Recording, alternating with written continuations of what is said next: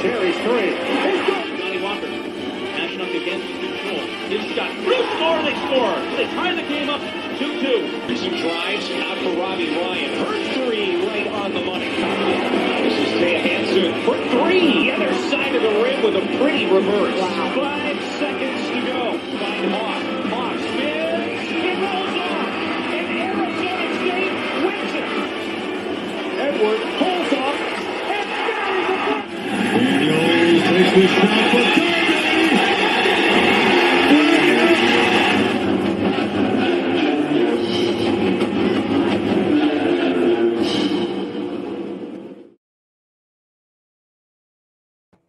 Welcome into Pitchfork Lunch. Yes, you see we are here in Sun Devil Country, and the awesome man joining me right here to my left. I am Michael Caratino at Diablo00 on Twitter, as you all know, on, well, X, the artist formerly known as Twitter. See you live, the show live here, IG, subscribe to the YouTube channel, because when you miss this genius, this guy's made me look very smart throughout the years, especially he laughs, but no, talking football, he knows I've used a lot of his stuff in my broadcast, so it works. But assistant head coach, special teams coordinator, Charlie Ragle's winning coach. No, we're time before we started, but good holiday season, good time with the family. Happy New Year. Great to be here. Great to be with you, and thanks for having me. Okay, so the Happy New Year thing, I'm glad you said that. So, like, it's okay. I've always been of the ilk. If you haven't seen somebody or got to talk to somebody, it's okay to say till the very last day of January, but then after that, no more. Yeah, I'm with that. You cool with that? Yeah, I feel pretty good about that. I haven't seen you since the New Year, Yeah, right? exactly. It's the 18th or 19th, whatever it is. It's still relatively new. Exactly. You know? And you're in coaching I'm mode. not going to hit you in February with the Happy New Year. I got you. But I'm with you on. I'm good with January, especially obviously when you haven't seen somebody. So Exactly. I think that's a good role. Yeah, people that say after the first week it's wrong. I'm like, man, It's still Happy New Year. I look at them and say, why don't you just go back to Whoville and steal Christmas while you're at it too, right? Go. You know, That's right. But all right, we're gonna get into it though. Glad everybody could join us. And Coach, I mean, last year when we talked, I'm gonna fast forward really quick. We talked a few times since then, but Coach Dillingham gets hired. You come back in, coaching staff gets assembled, and literally it's always sprinting in recruiting. I get it, but your guys' was at a world record pace last year. Just the fact to what you guys did to assemble a team. And we all noticed it throughout the year. I mean, to actually have a competitive spring ball and beneficial spring ball last year. Okay, fast forward to this year. Yes, we all know the transfer portal's huge. But, man, look, I know every school feels that way. And, in the spring, everybody says hope, hope springs eternal. Yeah. But, man, you guys absolutely crushed it. I mean, from your side, because you work, obviously, special teams, defensive line. But what you brought in, I mean, look, you know me as a homer, but I can be fair, too. But you guys crushed it, man. I mean, what was it like just – I know they got to be the right fit. We've talked about that, but just bringing those guys in, especially defensively, linebackers, DBs, which you've had success with. No, I think the one thing that just probably stands out more than anything is just the pace at which it's, the portal and the portal style recruiting, if you will, is happening. We certainly, when we set out at the end of the season and actually weeks prior to the end of the season, as we put our plan in place of what we needed and what our emphasis was going to be. So, as the final weeks of the season, last month in particular was wearing down, we were putting that plan in place and really looking at the things that we needed. And then we hit the ground running. And, I know the signing date, the first signing date there on, I believe it was the 20th of December. But as I talked to everybody, that doesn't matter for portal guys. Right. It is until they become a student athlete that they're committed to your school officially. So that recruiting never stops until you get those guys here on campus, which was, we had a team meeting, I think January 7th. I think that's right. So, January 8th was Monday. So, until those guys are here and set up for school and all of that. So, from the 20th to the 6th of January and getting those guys here on camp, getting them here, it was a whirlwind, right? Even over Christmas. I mean, we tried, and Coach Dillingham is great about the schedule, but we tried to, take a break over Christmas, a little family time, which you guys all deserve, right? But it was crazy because that's the first year where you really felt like, man, like this thing is nonstop. Right. And it went, and it's still going. Yeah, because talk on that, because like I said last year, it is nonstop, but you're recruiting / getting ready for spring, implementing all your stuff. So how do you feel that you guys even had more of an advantage this year with that, because again, it was going straight literally into spring ball. Well, I think, obviously we have core players here, and we've established what our culture is, and yeah, granted, we brought in another large group of players, and hopefully we can right the ship, so to speak, with these guys, and now that number won't be as big as we move forward. Right. That's the goal. So some of the similar workings of last season, last spring or going into last spring, but knowing that we have already established the culture, we have leaders internally, we have the majority of our staff still here. I think all of that lends itself to be able to work and focus more on the football piece. Right. Which is huge. I mean, and when it all comes down to it, it's got to be there. And the one thing about recruiting too, like I said, I mean, you worked obviously coordinating the special teams, but working with the defensive line as well. But people can, when they follow me on Twitter, Don shameless plug at Diablo00, follow other guys, and you see all the recruiting news, but it's not just, a position, it's the whole coaching staff at some players' houses. And I mean, yeah, you'd like to be at all, but that's why you have a coaching staff, so you can spread out. Talk on that, like just the importance of, in this day and age, especially, and not so much for as big a transfer portal, but for, high school kids that are coming in, because the transfer portal's obviously changed a lot of what high school kids are getting offered, but not that they're not, but like when you see the whole coaching staff there, how do you feel that the players react to it, the family reacts to it, and just gets a good feel of you guys, not just as coaches, but as, humans and staff? Yeah, I think, regardless whether you go in as a complete staff, which I think obviously sends a message, on somebody that we're particularly trying to get. But I think anytime you're in the house with the parents, whether it's yourself, as an individual representing Arizona State football and Coach Dillingham and the program, or you're in there with multiple coaches, it's I think that the key for me and what I found over my career that has allowed me to be successful in recruiting is just being genuine with people, being able to sit down and just let people into who you are, what our program is about, and at the end of the day, we're trying to win with win a lot of games, as many as we can, and do it with good people. And at the end of the day, the reality is, I know this is a business, and it's a big business, but the overwhelming majority of these young men are not going to go play pro football. That's the stats. We want them to, and we hope that they do, and that's what we're going to give them every opportunity to support them. But on the flip side of that, we want these guys to come out of here being prepared for life. And so you've really got to talk a lot about that aspect and how you can help their young man, in this case, be better prepared for success on and off the field. Right, which is huge. And I know you, and it's funny because after we talked last time, right after the season, I was talking about the transfer portal, and I got a few messages like, man, saying, oh, we love when we hear from Coach, because I know you're a straight shooter. And when we're talking about the transfer portal, one of my cousins actually said, he's not sugarcoating it, but it's got to be. He goes, I would think in this day and age, yes, it's got to be the best fit for players, but it's got to be absolutely frustrating because you're there, like you just said. Yes, get an education, get a degree, because if you don't go pro, which we all know the numbers say many aren't going to get that chance. But to have to re-recruit players that are here, and you even talked about it, you said, and you said, it's the way it is. Winning breeds success. If you're winning, like you said, win as many games, not going to probably have to deal with as much of it. Correct. But with that being said, how challenging, now that you've obviously been through it, but being through it in another full year, how challenging is that? Well, I think that when you go back to what you just said, winning gives you a whole set of different problems. Alabama's problems are distinctly different than what we have here at Arizona State, right?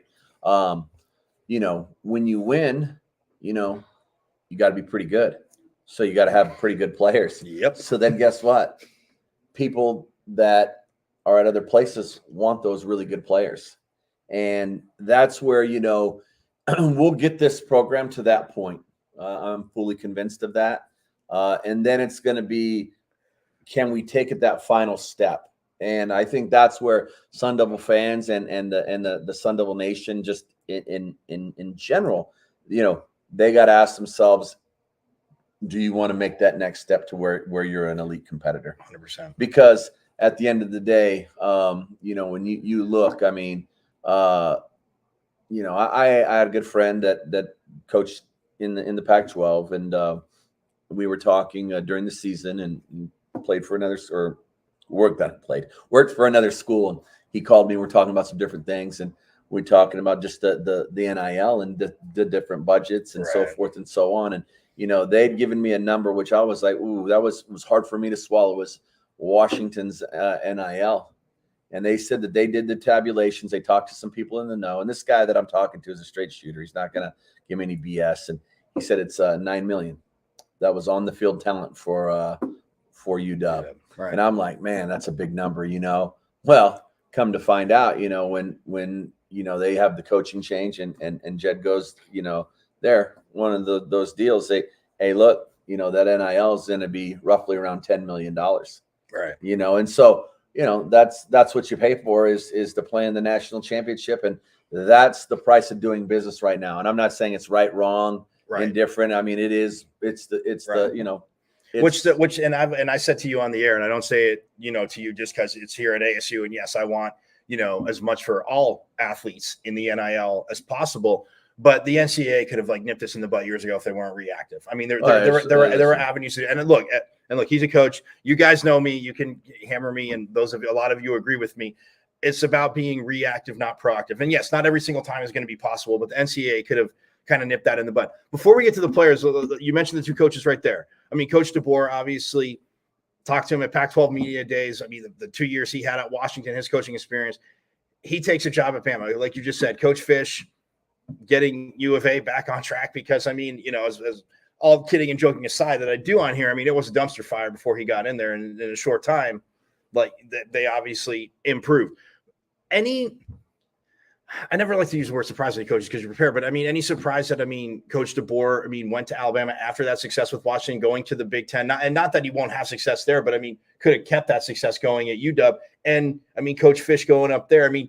Maybe not surprises were, but just your thoughts on those coaches going there. Yeah. I think at the end of the day, listen, and I see both sides of it. You hear people say, well, look, what about the kids? The coach went and took his money and went for another opportunity, yet we're begrudging the kids for the ability to transfer every year. And I don't get it twisted. I don't buy that for 1 minute. See, to me, and people may disagree with this, and that's fine. But I think you're getting into apples and oranges. Right. I'm all for opportunities for young people. Yep. All right. But we have to have some sort of system in place. Right. Right. And again, that goes for the other side too. When coaches take jobs and so forth, because, it affects everything. I get it. So I hear all the arguments, and I think they're all valid. I've got some pretty opinionated opinions on it. I'm not going to get into deep on this. But I think when you look at it at the end of the day, the way the coaching dominoes fell, it's Alabama. Right. You know what I mean? It's Alabama. And at the end of the day, Kalen made a choice to, hey, look, this is the football mecca. I'm going to take my shot, and good for him. He's earned it. Right. He's done an outstanding job. The guy's won everywhere he's been. You know what? He's a tremendous person. I wish him nothing but success. And then, again, I give credit where credit's due, and I understand the rivalry and what it is with those guys down there. But at the end of the day, I'm in a business of coaching football. And when someone does a good job, you step back and you acknowledge that. Right. And, that was a very bad football team that he took over. You know what? They shouldn't have won a game the first year. I was on the Cal staff, and that's when, it was 21. It wasn't 20, it was 21. And we still, Berkeley and Cal decided that we were going to, pull about 15 of our guys, starters, and we're going to go play U of A with a ragtag team, so to speak. And again, whatever, they won. So they're a one-win team, whatever. They weren't very good. And to go from where they were at that point to being a 10-win team this year, you have to step back and tip the cap to Jed and what they did down there. It was a heck of a year for them. And, and then obviously he chose to take an opportunity at Washington. Again, at the end of the day, I think it's hard to begrudge anyone that's in the business is going to better themselves from a salary standpoint, a salary pool for their assistant coaches, and then the ability to raise that kind of money at NIL. So I think there's a whole lot of things that we have to step back and probably take a look at in the system, period, from transfers, from when coaches take jobs, and how does that affect kids coming in and out of the portal. The calendars don't marry up. There's a myriad of problems and issues. And, at the same time, people begrudge the NCAA. And I think, they're also, I like to, try and look at it from other places and other vantage points. And, hey, look, they're trying to stop this multi-transfer deal, but yet they're getting sued by the Department of Justice and 10 states saying you're infringing on the rights of young people's education, which I understand. But I think also, when you look at it, if you have a young man that transfers, or a young lady that transfers 2-3 times in the course of 4 years, they use up all of their eligibility. I'm telling you right now, there's going to be a high percentage of non-graduates. Correct. And that's that. What, are we really in the business for that? No. Because that's not, and I understand it's big business and I get it. But at the end of the day, football is just another avenue to help young people, young men, and most of the time, be successful outside of when the game is over. Right. No. And I mean, and the one thing I said, and I remember I said it to you last time, is that yes, the campus, what you want to study, like you said, when you're talking to them, it's got to be about football. What do you want to major in? What do you want to, like, what's your interest? But I always said, with the transfer thing, it drove me crazy, because I'm with you on the business side of it. I'm not going to look at you as a coach saying, oh, he was here. Well, they offered him that job. Of course he takes it. Not that he didn't care about us. Instead of a player having to sit out, and I've always said, everybody's got an idea, but I've just on the simplicity of this, hey, I'm coming to play for you. You take that job. Well, cool. Okay. There's another coach I'm going to try. I shouldn't have to transfer down to play. It shouldn't have been like that. All the NCAA had to do is to say, hey, you can have your one transfer, but you just can't go with that coach. In fairness, because there's other players on that team, and like you said, the NCAA. Look, as much as I say, we all say reactive, not proactive, they do have a tough job. But when they paint themselves into a corner, when people are saying coaches are, some coaches are 1 foot out the door, guys, I talk to coaches, I don't see that, because you're tunnel visioned on your program. All I had to say is, hey, cool, you can transfer, but you can't go play for him. Now, granted, if I go transfer somewhere else, they might have more scholarships, but you're not booting other players out that are on scholarship again. And so, look, as much as I say, I know it's a hard job, but at so many times in history, when you read it and they just paint themselves into a corner, that's the frustrating part. But all right, let's get to the fun part, the players. Obviously, you lost quite a bit. I mean, both, in the secondary too, because I know obviously working line, but the secondary, I mean, Edmonds and Torrance going in the draft, no surprise there with the way they played. But with the success you had, bringing in a guy like Latterance Welch. I mean, I see that defensive back. Was it Javen Robinson from Washington State? Yep. Yes. That played for Coach Ward. That played for Coach Ward. Yeah. Again, another one of the hookups there.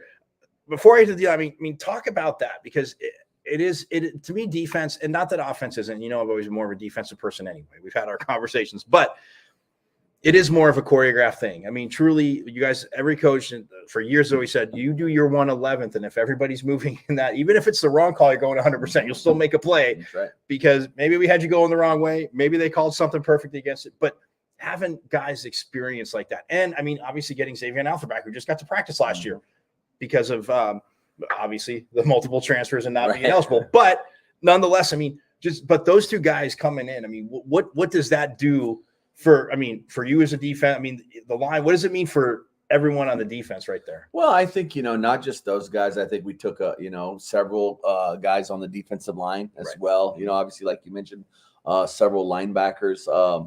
I think, that what we've really done overall when you talk about defense is we've added depth.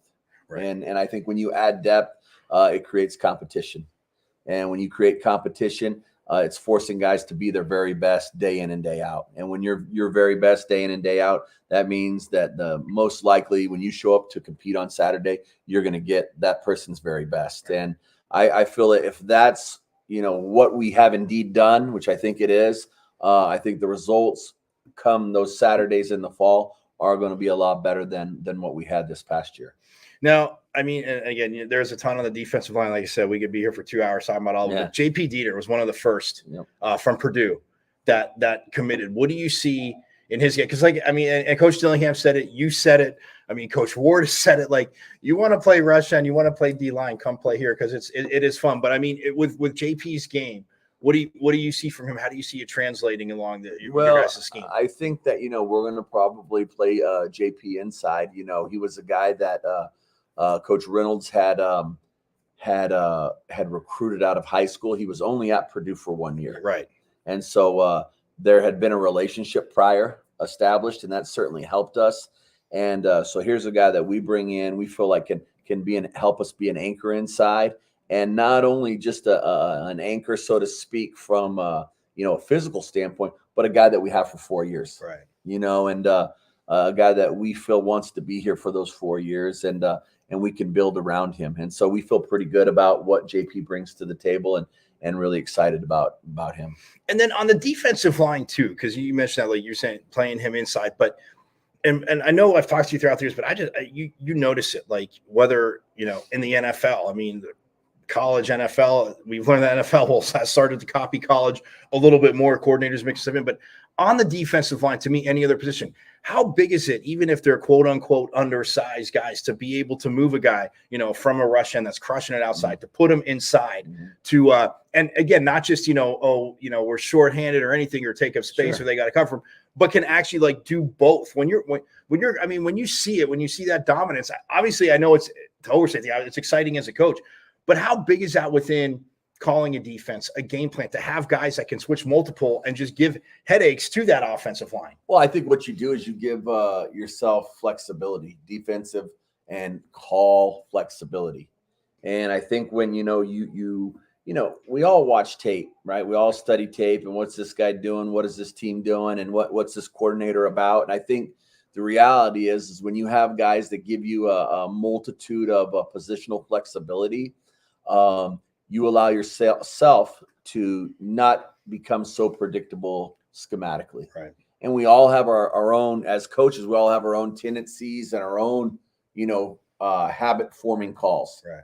And, other coaches that we're going against are good coaches, and they recognize that. And so I think when you talk about that ability to play inside and outside, I think that's one thing that Brian does well is he gets those guys, and he's not scared to put a package out there with 4 rush ends, and get after it and put some of those edge guys, as you mentioned, inside, and try and find, the weak link on the offensive line, and then take our best pass rusher and put him up against that. And I think doing those things certainly gives us a distinct advantage, and not to say we're the only one doing it, but again, I think it allows for more call flexibility, and I think it makes it harder for teams to necessarily get a beat on exactly what you're trying to do every week. Right. No, absolutely. And one guy, that hit the transfer portal but gave it his all. And again, on the defensive side, love seeing him play with a CJ Fight. I mean, now he's up at Washington, but tough season last year. And I know BJ. Yeah, I'm sorry, BJ Green. BJ. Yeah. No, CJ. I was like, it's funny. Do you know something I don't know? No, I'm sorry. No, Son Defamation. Do not kill me on Twitter. Man, I didn't mean to scare you. No, BJ. Yeah, BJ Green. No, because it's funny because CJ's dad and I we met. We talk all the time. Like, not all the time. We'll talk on X, and I actually came to talk to him at a game here because he saw some videos from practice. He's like, hey, thanks for that. And we were talking, but yeah, for BJ, I mean, look, he had the perfect. I mean, you guys talked about last year. Yes, as we all know, at any level, losing is not easy, but to come out and have energy every week, and he was that player for you guys. Like, just talk about your time in working with him, and I mean, how you saw him grow and what you expect him to do now at Washington, out there headed to the Big Ten. Yeah, I think it's going to be interesting. I think, BJ came in and, came here as a walk-on and did some really good things. And, for whatever reason, ultimately, he decided to get in the portal. That he felt that was best for him, and ultimately ended up at Washington. And, now with the coaching change, it'll be interesting to see, how that unfolds. But, I wish BJ nothing but the best. I certainly had an enjoyable experience with him here this past 12 months. But, at the end of the day, it's really about like, hey, man, we got to focus on the guys that are here, and make them the best guys possible for Sun Devil Nation, so that we can go out there and put the winning seasons together like everybody wants. And now I'm going to end it on a phenomenal note, because your punter, who I had on the show, freshman coming in from a phenomenal high school, the alum of maybe this guy right here, Horizon High School as coach. Yeah. I used to ask him, like, please, look, I know you probably beat them if you play them, but can you just, take it a little easy on them? But I wanted the competition. But Canyon Floyd, I mean, this young man, I saw him punt last year. I mean, obviously, and I know you guys have seen it. Didn't get to see him as much this year, but still saw him twice. Just, cracking a few. And I mean, he's got, again, great personality, but field position is huge. But what about him? I mean, personality-wise, so you said punter, you can have good punters, but what made him mesh with you? I think the biggest thing is there's two things. I think one, outside of going to Horizon High School, no, first and foremost was just his competitive nature. He's a competitor. He's playing football, playing soccer, running track. The kid loves to compete. And I think that that says something about you when you're willing to go do those things. So that was what really sparked my attention. And then when I watched him in person, I was like, last spring, he has some of the quickest leg speed I've ever seen. And when I got there, physically, I showed up, and so many times you go and watch these kids work out and you leave disappointed, like, man, right. That's the nature of the business. And I got there. He's not a really big kid. And so I'm like, oh boy, here we go again. Right. And it's hard not to. No, you're right. I laugh because you're right. It's hard not to, when you've done it for so long. That's what it is. You just, the longer they are, the longer their levers are, usually the better leg speed they can create, or at least the more power that they can create. What he lacks in power, maybe from size, he certainly makes up with leg speed. And like I said, it's some of the fastest that I've ever seen of any young man that I've coached. And he just started tattooing balls. And I mean, 50. I don't think that he hit a couple 60-yard balls. I don't think in the workout when he was out there, I was there for spring practice. Mm-hmm. I don't think that he hit a ball under 50 yards. And I mean, he was just right. And then, they were pretty good this season. And so when I, they didn't punt a whole lot. Right. But the second thing about what really intrigued me with him is that he is a dual kid, meaning that he can kick and punt. And that's what I've tried to bring in here, for a situation just that happened this year. Right. Ian Hershey, we were trying to redshirt. Obviously didn't anticipate that, Josh was going to have a stress fracture and really hamper him all season, yeah. Which really affected our punting game. And, but for Ian to be able to come in, and Ian's predominant role is as a kicker. Right. But for him being a dual kid and being able to come in and bail us out of 4 games, the same thing. And the games that he could bail us out of, we used Dario. Right. So again, having that duality, if you will, the ability for those guys to be able to do both, I think it's critical for the longevity of your program. And really excited about getting Canyon here because he's a great young man, like I said, a competitor and a worker, and we're fired up about him joining our family. No, that's awesome. And all Horizon Chaparral said, when I got to talk to him, he was like, I was like, yeah, I'm like many wise people go from Horizon to Arizona State. I may have thrown that in there, but hey, again, Happy New Year to you and the family. Thank you so much for doing this. Appreciate you. He always takes care of me, makes me look smarter, especially when we talk football. I'm going to step aside real quick. When we get back, we'll talk about a little bit of hockey going on tonight. Get down to Tempe, support this team. It's going to be tough for them to make the postseason, not because of their wins and losses, but because they're not in a conference. I'll get on that soapbox after this. He's Coach Ragle, Michael Carrington. More coming up here on Pitchfork Lunch.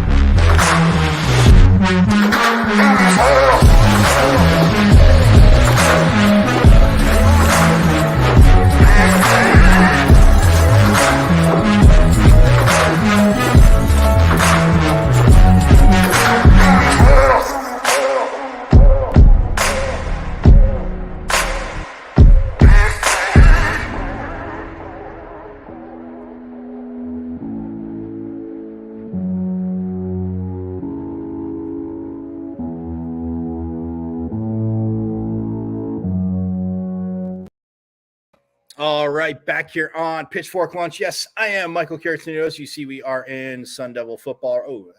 We'll just go right there. And again, big ups, big shout out to assistant head coach Charlie Ragle, special teams coordinator. Again, wanted to get a lot more about players, but I get talking to him and asking stuff, and like I said, he's got opinions, and it's a lot to digest there on Pitchfork Lunch on a Friday. But hey, you got the whole weekend to do it. If you're just joining me and you missed it, guys, subscribe to the YouTube channel. It's at M as in Michael, V as in Victory, C as in Cat 005 at MVC005 on YouTube. Subscribe. That is the third time I've had Coach Ragle on. Actually, well, yes, third time since he's been here that I've had him on. But nonetheless, you heard it right there. I mean, talking about guys coming in, Javen Robinson, like I said, from Washington State, the defensive back, Coach Ward knows, obviously recruited, coached. So Ladder and Swelch from LSU. He and the success, that again, Roe Torrance had. Now, yes, you have to go out in the field and do it. I understand that. We all understand that. But just talking to Coach Ragle there, and one of the defensive guys, JP Dieter, again, as we get closer to spring, no need to rush through it. As we get closer to spring, I shall we'll talk. I mean, obviously different positions. Yes, like you said, the freshmen coming in, and also the freshmen that are coming in, and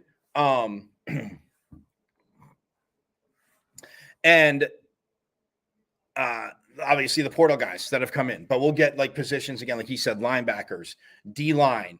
And again, overall, he's thinking O-line, and then they did address the O-line. Obviously, we've seen that. But again, always great catching up with Coach Ragle and Kenyon Floyd from Horizon. I mean, yeah, all kidding about, razzing him about coaching the Chaparral, maybe in Horizon. But Kenyon Floyd, like you said, his foot speed, his leg speed. And it's funny because as a coach, yes, you need to look for that. Yes, you need to think about it. But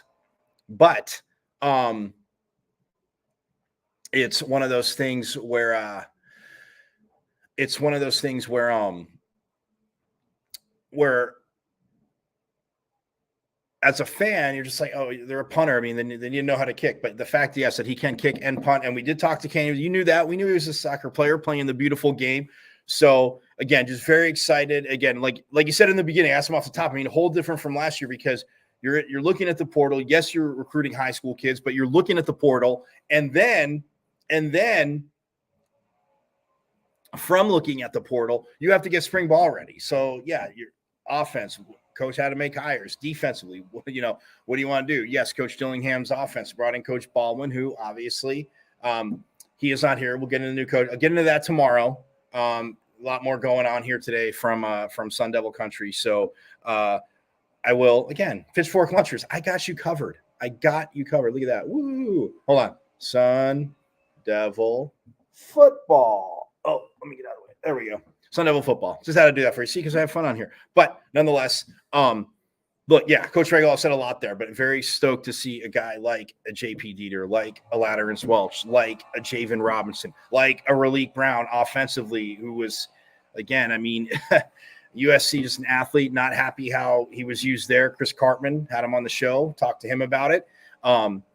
So yeah, I mean, it is very exciting. Like I said, hope springs eternal in the springtime. But no, as we head to spring ball and you see it, and yes, knock on wood, we don't need to deal with all the injuries that were last season. Don't want that. Don't need that. None of us need that. So that's the awesome part.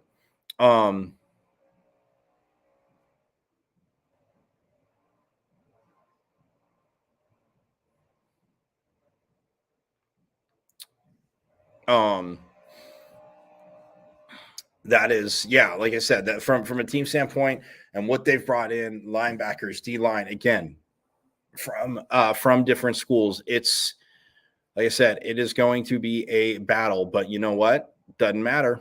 That's that. So look, I said I would get to hockey. Tennis, did men's tennis again, not just trying to rip by it, did unfortunately fall to Baylor last night. I'll get to that in a minute. The women, hoops-wise, they are up in the Pacific Northwest again as they take on Washington and Washington State. I will get to that in a minute. For Sun Devil hockey, though, like I was talking on my soapbox, and again, next year they'll be in a conference, so it will be, again, they play like this. It's a better path. It's tough to get the at-large. But again, 16-5-5 right now. They're 13-4-3 at home. Yes, they did drop the last two to Cornell. Very good team who, again, in the Adirondack Winter Invitational in Lake Placid, New York, they did win that. They beat them in a shootout. But yeah, lost 3-2 in overtime last Friday, and then 4-1 on Saturday. Augustana from South Dakota. They will be here tonight and tomorrow night at 7 p.m. Full disclosure, I will be at the game tomorrow night because I screwed up on filling something out. And you know what?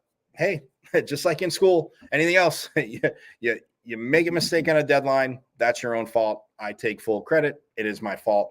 But I will be at tomorrow night's game against Augustana from South Dakota. They will be, or Saturday night's game. Yeah, tomorrow night, Saturday night.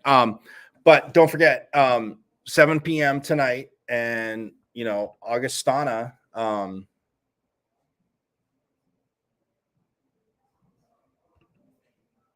They, as a hockey team, well, these are games. Look, again, not that they're not going to compete, not that they haven't played, tough teams. I mean, they played Wisconsin. They did. Well, they tied Denver, number 2 Denver, who we did split with 5-5. They won 6-5 via shootout, but it is a tie. But they beat Colorado College, as did ASU.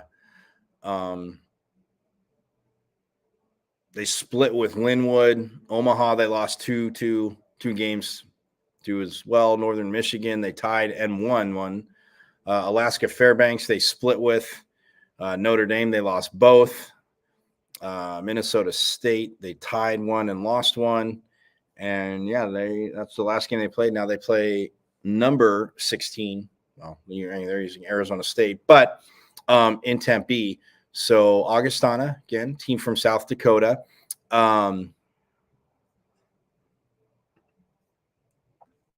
This is a team on the season that has scored 52 goals, averaged 2.6 a game. Their opponents against them are averaging 3.4 a game. Power plays, they're 16 for 80. They've had 16 goals on 80 opportunities, so it's 20%, right?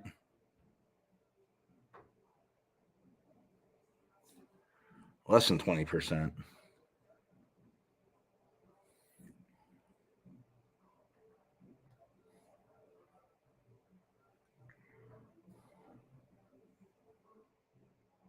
Yeah, no, 1 out of 5. That's 20%. I was right. Again, math snob. Trust your math. Anyway, so yeah, 16 for 80. Their opponents are 14 for 72, which is at 19.4%. They're at an even 20%. Total goals on the season, they've scored 52. Their opponents, 68, like I said. I mean, with their record. But let's see.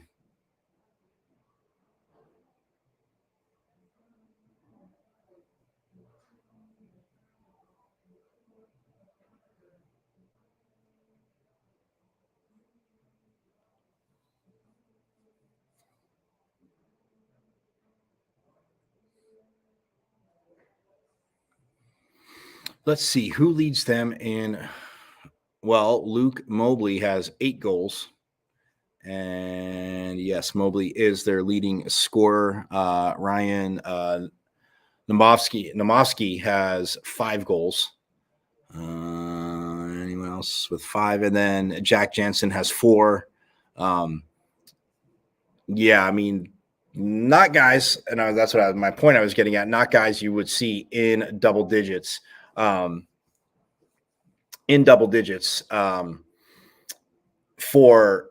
for Augustana. But for ASU, again, it's a team that, Cornell, I mean, showed a few things, and the guys talked about it. We had Ryan O'Reilly on again. So stoked again to get out to hockey and get, again, more guys on. We'll have some more, coming as the season progresses. But like I said, it's going to be a battle to make the postseason. But when you look at it,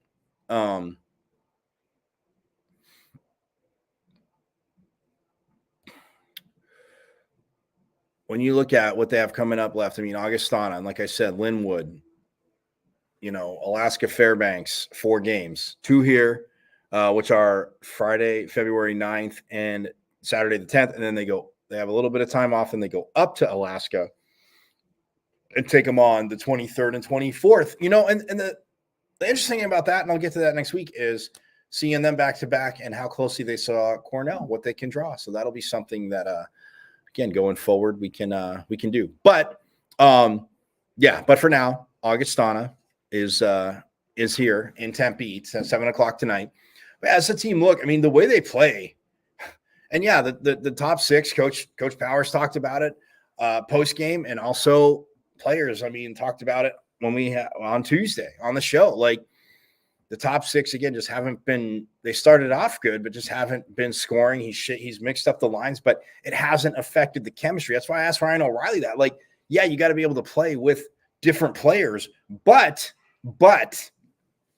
the cool thing about that is, like, you want chemistry with the line, but in playing with different players, knowing how you do the competition, like that can cause headaches for teams when they think, oh, they're coming with this and this, then all of a sudden they switch it up. Switching it up in game, it's tough for them, but it's a lot tougher for defense. And those that have, and being around hockey, those that know it, like, I'm just saying, that's one of those things where you absolutely know it. So, but for Coach Powers, look, I love what this. I know I said it a million times, broken record. I love how they play, being out at the arena, watching them, just like how they play and things they need to adjust and on a team. And again, Cornell again had a bigger answer, even more Saturday night. Like, the Devils again in trying to adjust. It was Cornell's nights. It happens, right? So, but to me, that's again absolutely awesome. So get on out there tonight if you can't. Tomorrow at noon, gonna wrap up here, but tomorrow at noon here in Tempe, the men's hoops team will be taking on USC. So look, you got a noon hockey game and you got a 7 p.m. basketball game. Or no, let's switch that up. You'd be in the right parking lot, so you could walk over. You have a noon hoops game, and then you have a 7:00 hockey game. Hello, phenomenal.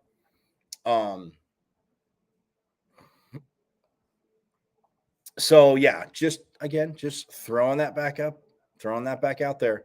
And like I said, head coach Natasha Adair, I don't forget about women's hoops. You know that. I got nothing but love. By the way, women's water polo getting started this Saturday as well too. Talk about more about that on Monday. There's a lot to get to here. 26 sports. Again, a lot to go around Sun Devil Nation. Swimming is going too as well, as you know. But women's hoops, they're 8-9. Yes, unfortunately, they lost 5 in a row. They are now 5-5 at home, but they are on the road again. I sound like Willie Nelson, right? Y'all, kids. You can Google Willie Nelson. Anyway, but Washington State tonight, 8:00 local, and that's going to be on Pac-12 Network. So again, if you're not at the hockey game, you can watch women's hoops, or even if you are at the hockey game, just stream the women's hoops games. They do take on Washington State, the Cougs, and then Sunday at 1:00 local time, they're in Seattle. That game will be on. Tonight's game is on Pac-12 Washington, and then Sunday the 21st, 1 p.m. Like I said, Pac-12 Arizona, and both games KDUS AM 1060. So, that being said, and standings real quick on the women's side, again, it is just insane. Like the rankings, Oregon got their first loss in men's hoops last night to call a very good Colorado team. I mean, the good news is ASU beat Utah and Colorado, but now you got to turn around and beat USC tomorrow. But the standings for the women, again, Colorado up top, they are 5-0. They're number 3 in the country. They're number 3. UCLA's 5. USC 6. Stanford is 8. Utah's 20. Yeah, I know. Welcome to the Pac-12 and women's hoops. Phenomenal. But yeah, Colorado's only an undefeated team at 5-0. Stanford is 4-1, and then you have UCLA and USC, both LA schools at 3-1. The Oregon State, they are 3-2. The Golden Bears and the Utes and the Ducks and the Wildcats are all 2-3. And then you have Washington and Washington State at 1-3 each, and then 0-5 for Arizona State. So look, very winnable games for Coach Adair getting, first conference wins, and they're battling. Guys, look, you've heard me say it. They are battling. They don't give up, and it is a team support. So check them out again. Check them out again tonight. Pac-12, Washington, 8 p.m. KDUS AM 1060. So again, if you're at the hockey game, go to AM 1060 and just kind of get a little bit of the women's hoops game. Support. We love it. But yeah, I'm gonna get out of here. More to do again. So I want to thank Coach Ragle again for hooking me up, letting me come down here and interview him live. On Pitchfork Lunch. That's what I do. Again, working on Mercedes. That's what I do. So I'm gonna get out of here. Everybody have a great, phenomenal weekend. Enjoy playoff football. By the way, shout out again to Sun Devils, Forks up, Chase Lucas for the Lions, and Rashad White with the Bucks battling each other. Two Sun Devils going at it, but inevitably, like I say, one Sun Devil will win the game. So again, but that's so awesome to see. So again, enjoy the playoffs, enjoy men's hoops. Again, come down here to Tempe tomorrow. Hit me up on X at Diablo00, the artist formerly known as Twitter, at Diablo00. See the show live here. My IG, Michael.Caratuno.5. And guys, subscribe to the YouTube channel. You can binge watch all the shows. It's at M as in Michael, V as in Victory, C as in Cat 005, at MVC005 on YouTube. Subscribe. You missed Coach Ragle today. You've missed Coach Ragle before. You've missed a Pac-12 Coach of the Year. Again, go to my YouTube channel, subscribe, share, enjoy everything. I love Sun Devil Nation. I know you do too. And share it. Get it out there. Even to those people, even to the people down south. Let them see the Sun Devils shining bright. I'm going to get out of here. Have a great weekend. See you Monday. Same bad time, same bad channel. And yes, it, Sun Devil Nation and Pitchfork Lunchers. As always, forks up.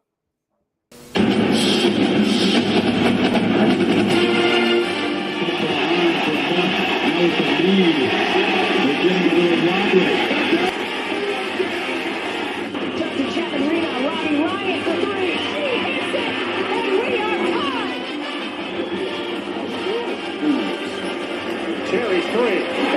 Johnny Walker. Ashton up against control.